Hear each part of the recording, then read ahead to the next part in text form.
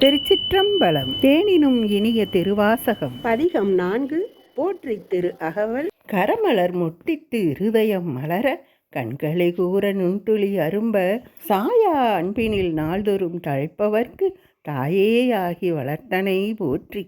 மெய்தரு வேதியராகி வினைகட கைதர வல்ல கடவுள் போற்றி. ஆடக மதுரை அரசே போற்றி. கூடல் இலங்கு குருமணி போற்றி. செந்தில்லை மன்றினுள் ஆடி போற்றி. இன்று எனக்கு ஆரமுது ஆனாய் போற்றி. மூவா நான்மறை முதல்வா போற்றி. சேவார் வெல்கொடி சிவமே போற்றி.